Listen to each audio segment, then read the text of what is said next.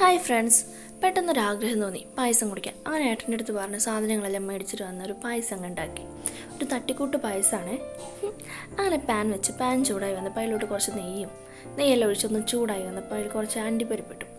അതൊന്ന് ബ്രൗണിഷ് നിറായ സമയത്ത് കുറച്ച് ഉണക്കമുന്തിരി ഇട്ട് നന്നായി ഒന്ന് വാട്ടിയെടുത്തു. രണ്ടും ഒന്ന് പാകമായ സമയത്ത് അതൊരു പ്ലേറ്റിലോട്ടങ്ങ് തട്ടി.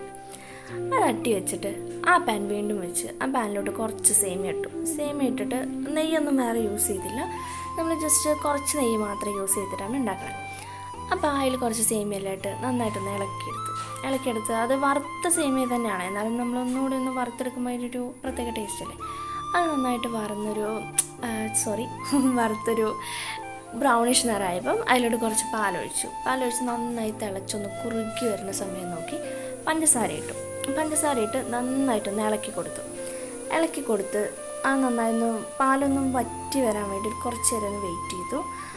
പിന്നെ പുറത്ത് നല്ല മഴയൊക്കെ ആയതുകൊണ്ട് ഭയങ്കര ആക്രാന്തായിരുന്നു പായസം കുടിക്കാൻ വേണ്ടിയിട്ട്.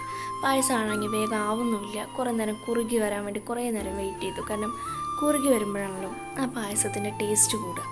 അതുകൊണ്ട് കുറേ നേരം വെയിറ്റ് ചെയ്തു. എൻ്റെ വായിലാണെങ്കിൽ കുറേ വെള്ളം വന്നുകൊണ്ടിരിക്കുക. പക്ഷേ എന്ത് ചെയ്യാനാ, അതാവണ്ടേ.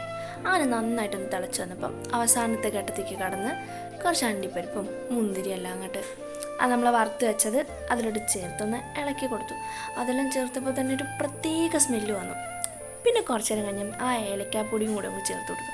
എൻ്റെ പൊന്നേ, അടിപൊളി മണമായിരുന്നു. അത് നല്ല സൂപ്പറായിരുന്നു. അപ്പം അത് കഴിക്കാനായിട്ട് ഞാൻ കൊതിയോടെ ഇങ്ങനെ കുറേ നേരം നോക്കിയിരുന്നു. ഏട്ടനാണെങ്കിൽ ഭയങ്കര ഇളക്കലായിരുന്നു. അങ്ങനെ ഇളക്കി അവസാനം നമ്മുടെ പായസം റെഡിയായി. നല്ല കിട്ട് ടേസ്റ്റ് ആയിരുന്നു. Okay, Tata, bye bye.